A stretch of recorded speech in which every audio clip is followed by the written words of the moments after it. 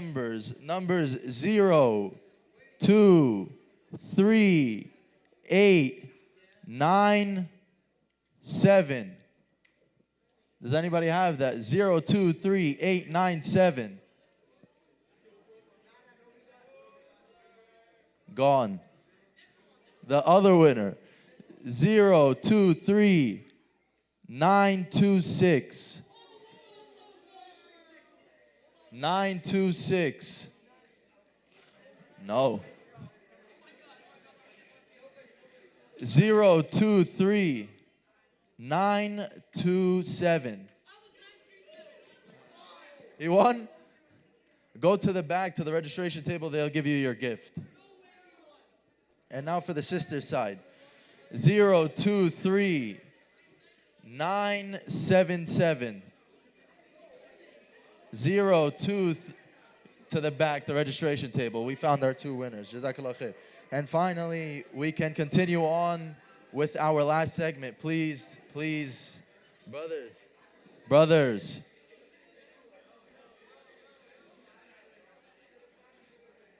Brothers. We cannot start without you guys being quiet. And finally, we could start with our political segment with Brother Musab Saadiyya and Brother Abdullah Aql, with Sheikh Muhammad Badawi being our facilitator. With Brother Yassin being our facilitator. Come on.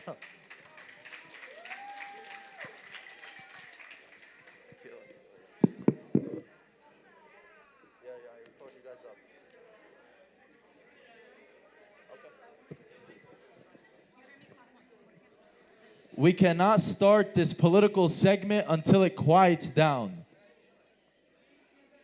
If you hear me clap once, hear me clap twice. We can now begin, Brother Yassin.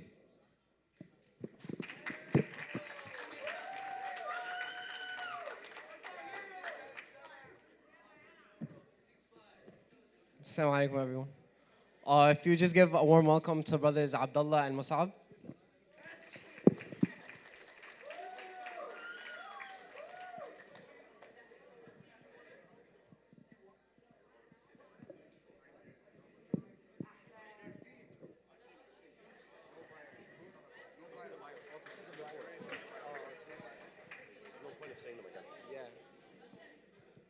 I don't have them anyway.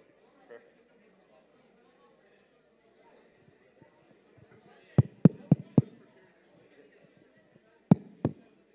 Assalamu alaikum.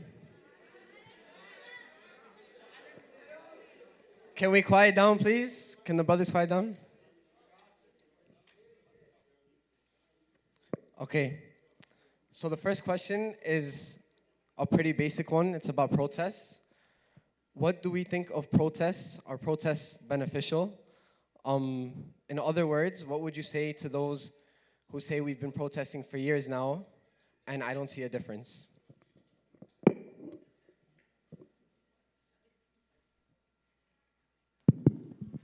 Bismillahirrahmanirrahim. Assalamu alaikum wa rahmatullahi wa barakatuh, everyone.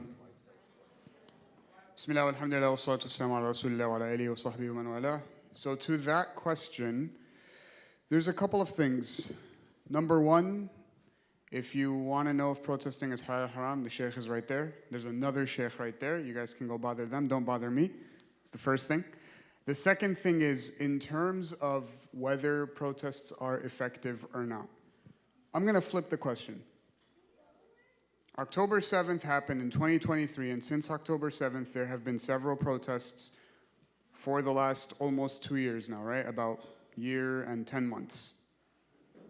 And in that time period, with all of those protests that have happened, you've had the NYPD try to shut down protests. You've had Trump try to deport people for protests. You've had the Israeli government lobbying social media companies, the United States government, colleges and administrations of colleges. You've had them lobby everybody. You'd have them to an extent of putting Eric Adams in a group chat and telling him who to arrest by group chat. This is a real story.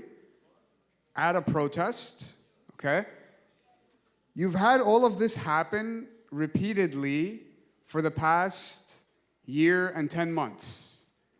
For all this time, you've had the enemy doing everything that they can, breaking every rule that they put for themselves, playing every card that they have so that they can stop the protests. So the real question to ask is, if protests were not powerful, how can we explain them trying to censor social media? How can we explain them trying to make the laws more strict on protesting? How can we explain Colombia now dealing with a decline of applicants from Jewish students and everybody else because of the protests? How can we explain all of the efforts they put into shutting down the protests if it isn't powerful? That's the real question to ask, and the answer to that is the protests are powerful and effective, and if they weren't, the enemy wouldn't try to shut them down.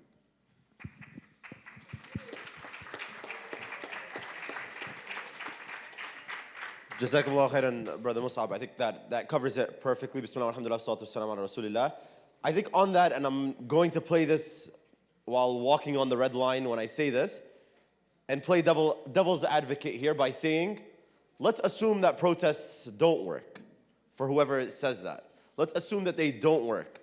My question will then be to you, a question that we should all ask ourselves, is what are you doing instead? For those that say protests don't work, I'm not ever going to play around in this game of going down to the streets thinking that my voice is going to be heard. I respond the question back to you, what are you doing?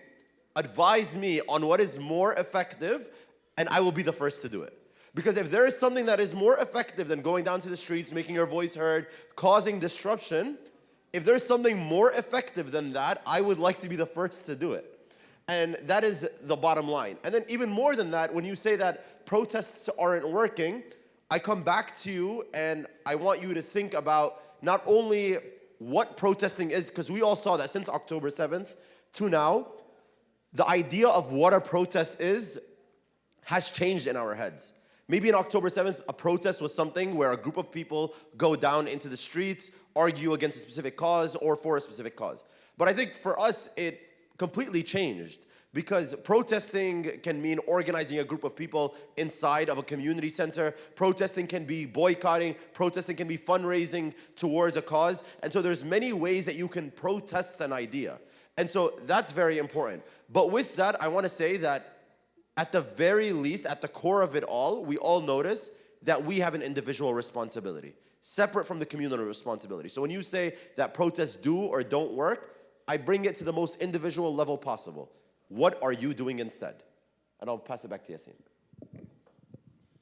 Okay, and adding on to, so we've established that protests work. What do you say to the youth or to the sisters who their parents are on a different page? And what do you also say to people who are non-citizens that it might affect their status living in this country?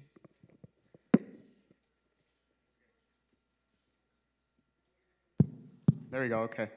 I'm going to take the first half of that, which is what to say to the parents of sisters who are not on the same page about being involved. And the snuck assumption here is that this is something sisters shouldn't be doing, right? I'm going to go off on a limb. Don't cancel me yet. Wait until... Oh, the mic canceled me, guys. It did the job for you. Wait until I finish my answer and then you judge. The reality is, putting yourself out in harm's way is not something that should fall on the responsibility of the sisters of our community. That's the reality. The reason why the parents have that belief is because they're coming from a place of truth, which is that, yes, if I had to choose between 10 able brothers to stand the line at a protest in front of the cops or 50 sisters, common sense and our deen would say, no, it's on the 10 guys to go first. And the reality is also, if we look at any protest, not even just protests, forget the rallies, forget the marches. Part of the reason why I'm personally so surprised by this event is because so many guys showed up. It has to be said. Part of the reason why I'm surprised is because so many guys showed up. The reality is, there has been a retreat of men from impacting their communities. I'll say that again. There has been a retreat of men from impacting their communities. And it's because of that that sisters have stepped up. Now, obviously, that's a good thing for the community overall, and that sisters stepped up to fill in the vacuum. But that is not what things are supposed to be like. And I don't want people to interpret this as me saying sisters shouldn't be involved. They should.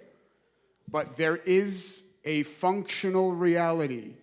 And that reality is when it comes to putting yourself out in harm's way between a crowd and a crowd of cops, there is no one who will tell me that men are not better suited for that. There is no one who can tell me that men should not be taking that position. And the reality is that we as a whole are not doing enough, but specifically to the guys. There is no reason why you should only show up for the events where you have free food and never for the things that require sacrifice. And this is not just protests. This is talking about organizing for the community. This is talking about setting up the events, volunteering. An excellent example. Look at all the volunteers today for the event. Look at all the volunteers for the event today. Why are they all sisters? They're all the same age as you guys. They all go to school just like everyone else. They all have the same responsibilities. But why is it that men feel like they should not have to sacrifice, or they don't need to, or they can't, or they have so much going on that they shouldn't sacrifice? And then we are confused why we're kind of stuck and there's, progress isn't happening, or we keep going in the same cycle over and over.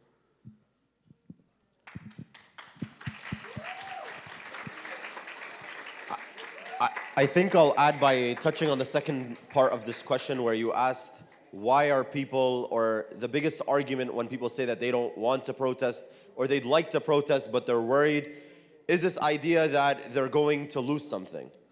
And I'm going to preface this by saying that at the bottom line of all of this is that we've already lost something. Each and every single one of us has already sacrificed something, whether we know it or not. Whether you sacrificed your mental being, knowing that you've scrolled through thousands of dead bodies on your own feed, you've sacrificed something. But the issue here is now you wondering whether you should actually sacrifice more or not on the material level. Can I sacrifice my school, my job, my education, my status, my money, whatever it is? And most of the time, unsurprisingly, the answer is no. People say, I don't want to sacrifice my education because I worked so hard. I don't want to sacrifice my school. I don't want to sacrifice my money because how am I going to provide for my family? And the core of that is so ruined. And I'm really glad that we had a spiritual talk before the political talk, is because anyone that is truly grounded in spirituality understands that sacrifice should come easy. Well, let me correct that. Shouldn't come easy, but the cost should be accepted. And the reason why I say that is because we see that throughout Rasulullah's life and through the Sahaba, that sacrifice became something that was unquestioned in their head. When it came to, am I going to be, for example, in the brother's side, am I ready to be on the front line of a protest knowing that I could get arrested in the next 2 minutes? Many will say no. I don't want to risk being in jail for 3 hours. Others, when you ask them, are you willing to get kicked out of your class for advocating for Gaza in a group full of Zionists? No, I'm worried about getting a 0 on my grade. And the list continues on and on and on, and the excuses can keep us all here forever. But the reality is, if you are not worried about sacrificing, I promise you someone else is being sacrificed on your behalf. When you say, I am not going to stand on the front line of a protest as a brother, a sister is being sacrificed. When you say, I will not lose my job, Zionists end up getting stronger in universities. When you say, I will not end up standing up against my professor that said a Zionist comment, the rest of your class ends up getting indoctrinated by some of these ideas. So in the end of the day, someone's getting sacrificed. You just have to choose.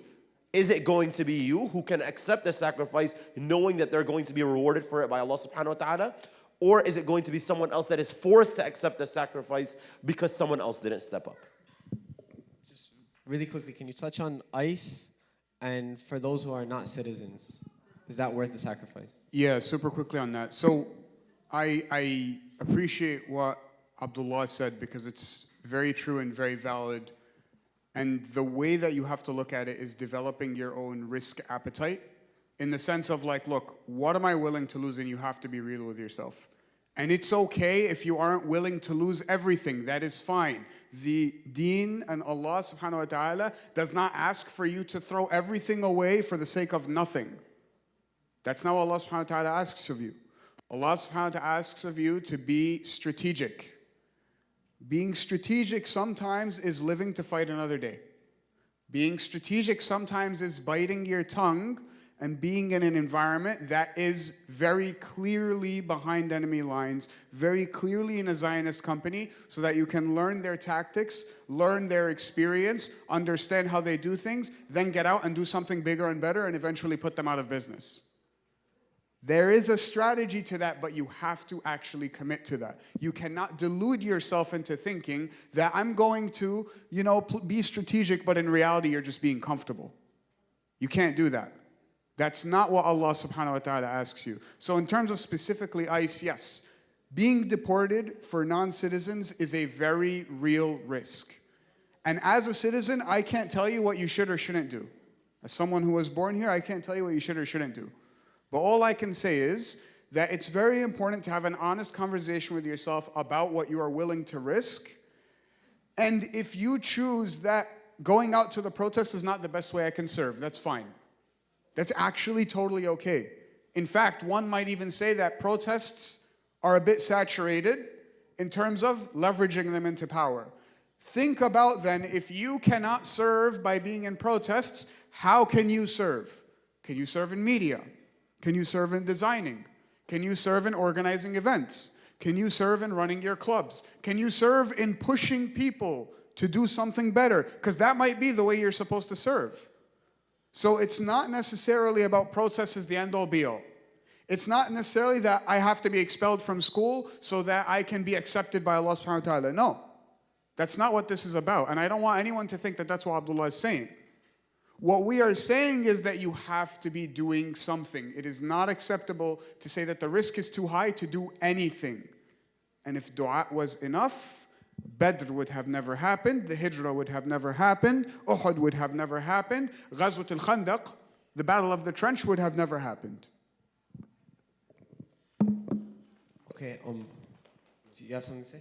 No. Okay, we still have a lot more questions to go and only about 10 or 15 minutes. So I'm going to start directing questions. Before my next question, Musab touched on a point where he said it's good to join these organizations so you can make a difference.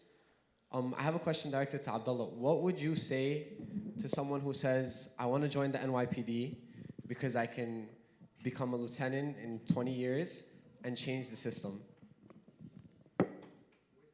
This is a good question because we're just a block away from a precinct. And so if the NYPD is hearing this, which they very likely have some access to some of these live streams that are going out, which they're already on YouTube.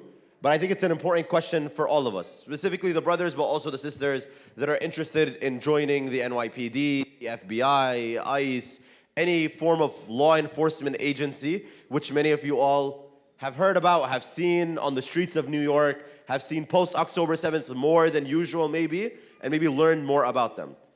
The first thing that I'll ask you to do, like any decision that is going to very much be life-changing, is I'll ask you to ask your sheikh on his opinion, because I am sure your sheikh has a strong opinion about it as well, about what it means to join oppressive forces. But more to that, none of us, and this is a reality, it is documented, it is fact, that the NYPD in specific has surveilled, has brutalized, has harmed our community more than many other things here in this country. Literally, has harmed this center individually, has harmed sisters in our community, has harmed brothers in our community, more than a lot of many other things that we can list out. And so at the individual level, I'll say it from the start. I don't feel comfortable as an individual working in a job, working in an entity, working in a force that in the most direct way possible, harms my community, harms someone that I know. On the secondary level to that, there is no way you should be okay with working for a force that is one of the only ones in the world, by the way, that has an entire office in occupied Palestine. They have an NYPD office, the New York Police Department has an office overseas in occupied Palestine where they share tactics, information, intelligence, and all of that gets used on us and on Palestinians. When you see NYPD's tactics, especially SRG, which is in protest day in and day out, when you see their handbook on how they disrupt protests, it is play by play exactly what the IOF does in the West Bank, in Jerusalem with our Palestinian brothers and sisters. That is exactly what they do when they want to disrupt crowds. The only difference is that we're lucky to make it out alive between that, while our brothers and sisters in Gaza are dying with those same tactics that they're learning on us. Those drones that you see in the sky at protests, those are drones that they practice on us so that they kill our brothers and sisters in Gaza. I say this, brothers and sisters, I say this in the most uncomfortable way possible. No one should feel comfortable right now. If you have a friend that's part of the NYPD, which trust me, I've known many people, I've forgotten many people that work for the NYPD. Because of this very moment, if I know that our brothers and sisters in Gaza have called out the NYPD in multiple times as a force that aids their oppressor, those are the people that we make dua against. I don't think you realize that. When the shuyukh are in salah and they're saying, may Allah subhanahu wa ta'ala bring the oppressors against the oppressors and have them take each other to the side, leaving the Muslims safe, we are talking about the same people. We're talking about the NYPD and the IOF. So we know where they stand.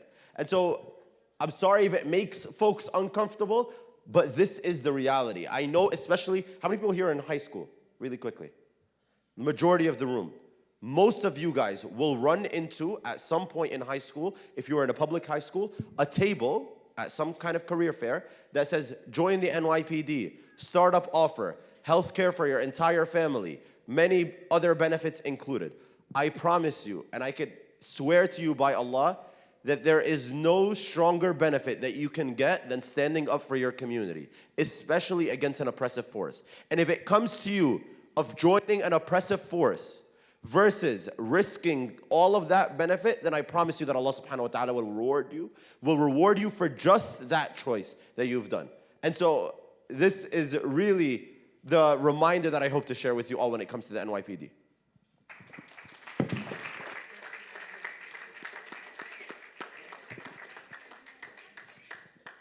And for the high schoolers here, not just NYPD, but you might see booths to join the military. They'll give you free college tuition.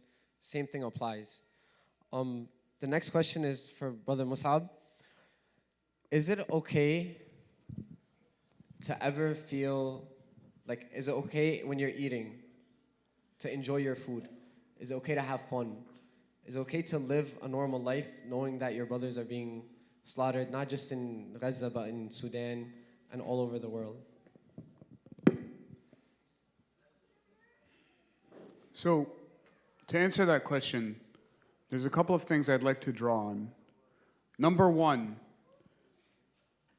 it is a fact of life that there will always be struggle. There will always be conflict. There will always be problems. In fact, even in the Prophet ﷺ's time, there was periods of time where some of the believers were safe, they were okay, they weren't, being starved, they weren't being tortured, and others were. In fact, there was periods in time where the Prophet ﷺ himself did not face immediate harm, and he is watching other companions being tortured to death. And this is what happens when he is witnessing the killing of Yasir and Sumayya radiallahu anhum. So the reality is that this is I struggle to call it a normal phenomenon, but it's a phenomenon that has precedence in the human experience. It's something that exists in our tradition. And the reality is that it's very normal for life to go on in one side of the world where in the other side it's not. This is very normal. However, what you cannot do and what is not allowed is for you to completely forget your ummah because of the comfort that you are in.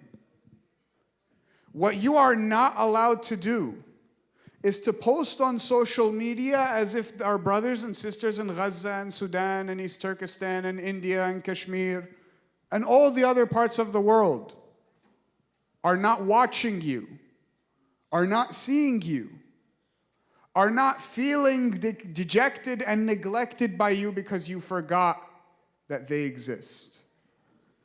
There's nothing wrong necessarily with, on a human level, feeling a sense of joy in certain moments in your life while everything is going on.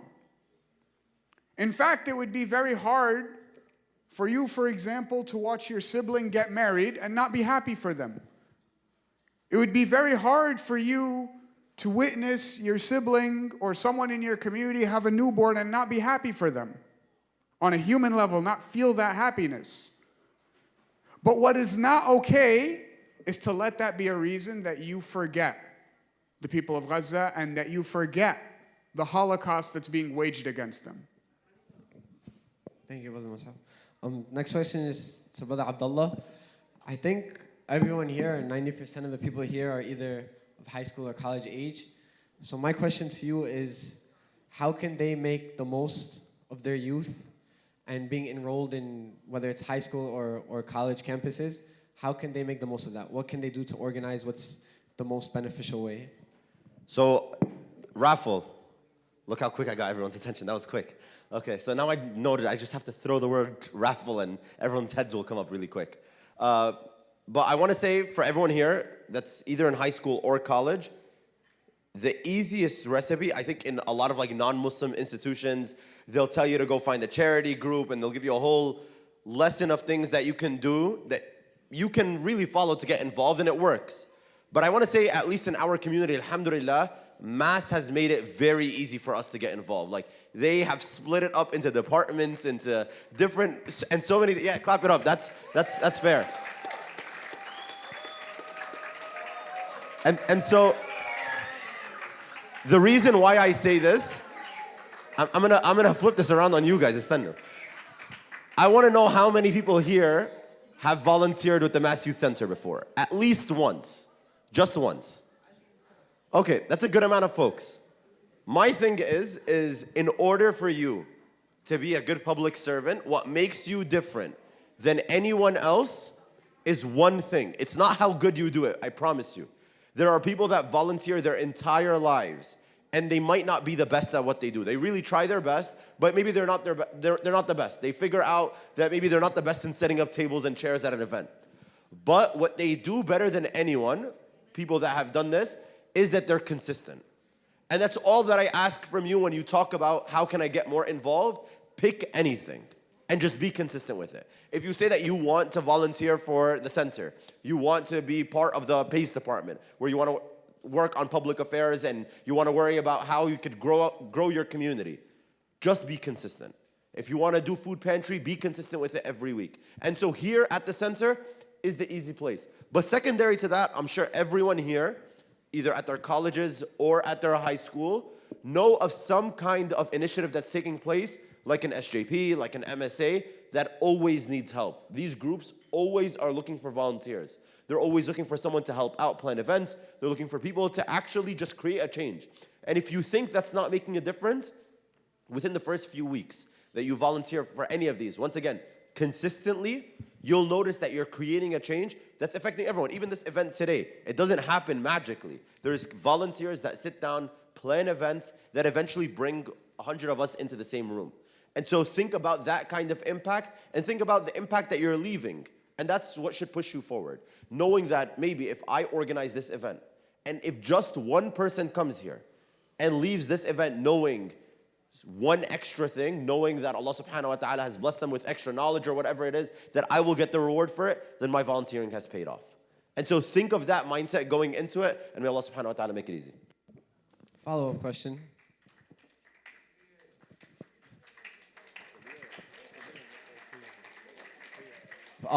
Follow-up question for Brother Abdullah. how far do you think college or high school students should go? Should they do an encampment if it risks them getting kicked out of college?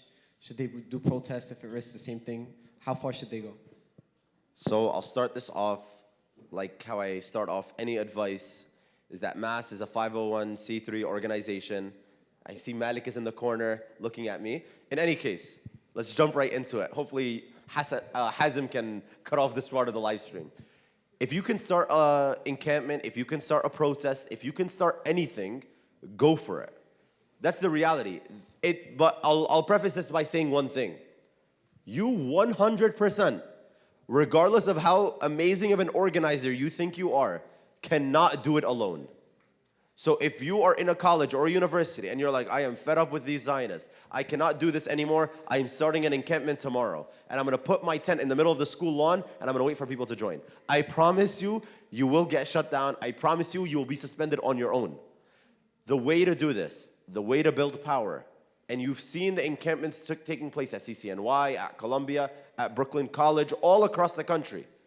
The way that they cause power, the way that they create a difference, is through people. The more people you have, the more powerful you are. When you build people, you build power. That's how you always have to think. And think about that not only on the encampments level, but on protest level. And that's why we're always saying, our protests are effective, but they're only as effective as the people that show up to it. So when we have 100 people protest, very different impact than 1,000 people protest. And we've seen that in how the protests have escalated. We've seen protests with just 100 people that can barely take the streets, while protests that have thousands cross through bridges and tunnels. And so that's just something to think about when you're thinking about, can I cause an encampment or not? Can I pass a BDS resolution or not in my university? Think about, can I bring the people together to do this? That's all it comes down to. We have time for one more question, and that's for Brother Musab. For the high school and the college students that want to take part in PACE or political activism work, and they want to join their SJPs, what advice do you give them for MSAs that are not on the same page with them, or that think they're not allowed to protest or have that type of mindset? Okay. There's a couple of things. Number one, we as Muslims believe in a single institution, and that is the institution of our deen.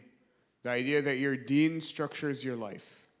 The idea that your deen informs every facet of what you do.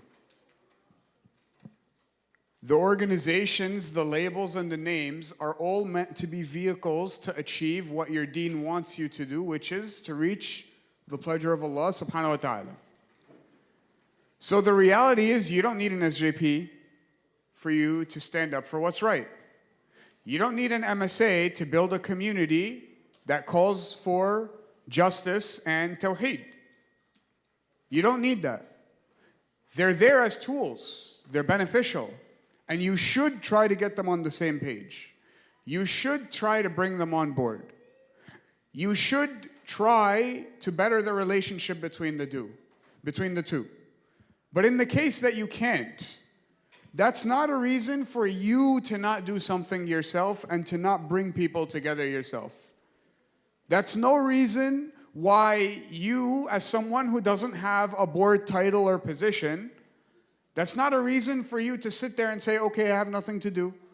I have, no one to talk to. I have no one to bring together. I'm just going to go to my classes, go home, and do nothing. That's not an excuse.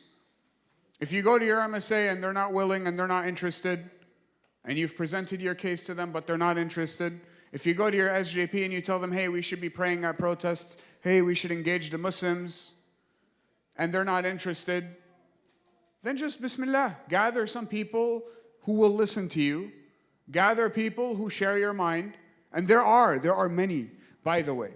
The spectrum usually looks like this. You have 100% of people. On one side is 5% who are fully with you to an extreme. On the other side is 5% are people who will never agree with you. Never. They're to a fully other extreme and they will never agree with you. For the people who are good at math here, what's the middle? We said 5%, 5%, 90%. There are 90% of people who are in the middle who are waiting for you to pitch to them. They are looking for guidance. They're waiting for you to tell them to do something that makes sense. And they're down to put their 100% into it if you give them proper da'wah. And da'wah here isn't just to the shahada and to the salah and to the zakah. It's also to establishing justice, speaking truth, and stopping harm and evil where you see it. So that's the reality. If your SJP is not down to move in a direction that is Islamically appropriate, if your MSA is not down to fully encompass what Islam believes, because Islam is not just rote worship that you do with your limbs, then Bismillah, pick up and do it. Pull people together, bring people together, talk to people, give da'wah as it's supposed to be given. Don't just look for slam dunk shahadas. I'll just say one more thing, because I just don't want people, like we spoke about multiple different questions. And brothers, just quickly, I need your attention just for the last 1 minute. I don't want people to leave here hearing that everything that we said today, and they're going back to their schools, their universities, it starts next week. For some people, it already started today, without very simple 1, 2, 3. At this point, every single person here has no excuse on why they aren't involved. Everyone here knows I need to get involved. The how is number 1, get involved with your MSA, your SJP. Every single person, your MSA is your Muslim Student Association, your SJP is your Student Justice for Palestine. In different schools, they come in different names. If there isn't one, you contact the Mass Youth Center and learn how you can start one. That is your first step. Every single person here, regardless of which PS or IS or college you go to, you're stuck, you reach out to Mass Youth Center. Following that, after you join your local MSA, SJP in your university, you figure out how you can organize people. That can be through joining the board, that can be through attending the next protest, that can be through just attending a basic informational event, the ones that they especially do at the beginning of every school year. And then the third step is, and I feel like this is very crucial to mention, is you bring it back to your local community. A lot of us are all across the 5 boroughs of New York City.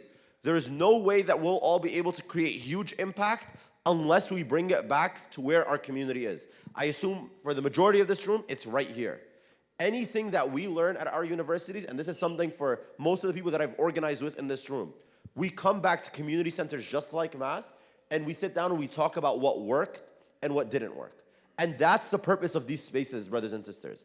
It's not just for speakers like myself, Brother Mus'ab, Sheikh Muhammad Badawi, and Sheikh Kareem to mention ideas and to talk about lectures and for us to go home and feeling pretty good about it. But it's for us to think about, how will I be able to take this information to wherever I am, to my school or work, and then learn and bring it back here and impact my community in the strongest way possible. So join your MSA, SJP. If you can't, speak to Mass. Number 2, organize. And the last one is be consistent. Follow those 3, and inshallah, we'll be able to see a community that, like we all hope for, like we all dream for, a community that can see a free Palestine within our lifetime. Sorry, I know we're all waiting for food. Yassine, is it okay? Just a couple of minutes. Don't worry, I won't take long. Okay, this one's specifically going to be targeted to the guys, but inshallah, it's for everybody. So everyone back over here, I know we're waiting for the food, but one quick question. Just to give you guys like an idea, because you might be thinking, oh, you know, great, they came and talked, but who cares, right? Like, it's not impacting anything, nothing has changed, Gaza has only gotten worse. But I want to do a thought exercise here. Actually, it's less than thought and more just looking around us. Who here watches the UFC? From the guys, you guys don't watch the UFC. Any friendcom, you guys don't watch the UFC. Really? Who here knows who Khabib is? Okay, there we go. There we go, okay. All right, so what is interesting about the UFC is that the Dagestani fighters are really good. They're really good at what they do. They win a lot, right? And they're very visibly Muslim. They're like you look at them, this guy's name is Khabib Nurmagomedov. What do you think He's Muslim. And he stands and he says, it's not me, it's Allah. You look at the other guy, Islam Makhayev, after he just went and wailed out on someone and beat him up and won, he gets up and says, I'm not made for this, send me with a rifle to Gaza. right? 1 year and 10 months later, 1 year and 10 months later, who are the biggest defenders for Gaza? Who are the biggest defenders? Tucker Carlson, Candace Owens, Theo Vaughn. These are people who literally made their careers on hating Islam. I know you guys are like the shabab in the room. They don't know who Tucker Carlson is. They don't know who Candace Owens is. I want you to understand, Tucker Carlson literally made a name for himself by hating en masse. Like he literally, I remember Tucker Carlson's Fox News segments about how Mass is a terrorist organization when we were starting in Mass Staten Island. And now, Allahumma, he's the one who's saying, how dare the US support Israel in killing kids in Gaza? How? How is it that someone like Candace Owens, who literally wrote the book on being an Islamophobe, she literally wrote the book on being a Christian Islamophobe, and now she's the one who's saying, I was hoodwinked about Islam, Israel has made me realize. And you want to go back and look at where did that all start? It started with these Muslims in the UFC who were just really good at what they did. And they're in these circles. They're the ones who are on the podcast with Dana White. They're the ones who are with these podcasters all the time. They're the ones who are around the media. And the media sees them and says, hey, there's something interesting that they're doing. There's something different about these guys. Then Gaza happens, and then they see that Israel is evil. Israel is killing kids. Israel is intentionally targeting all Palestinians. And they're like, wait, something is wrong. We were wrong about Islam, and we were wrong about Israel, and the reality is Islam is good, and what's happening is a genocide from the enemies of Islam. That is the impact of dawah. And that can be what every one of you is able to do if we literally just are consistent and do something.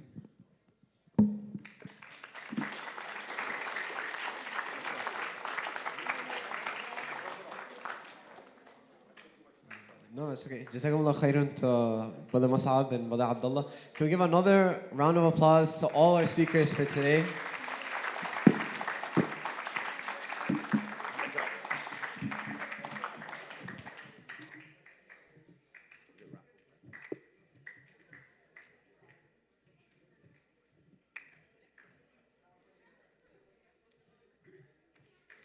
Jazakallah khair to all our speakers, all that have helped us with our political, spiritual, and social segments today. Mass Youth Center works very, very hard to keep updated schedules and updated programming and events. So join us on our announcements chats. It'll come up on the screens next to you to keep up to date to everything. Jazakallah khair for everyone who joined us here at our annual Back to School Revive.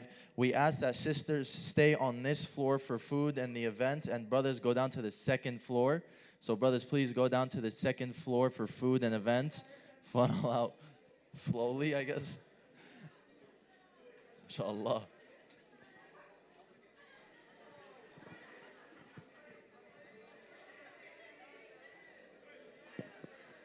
Assalamu alaikum.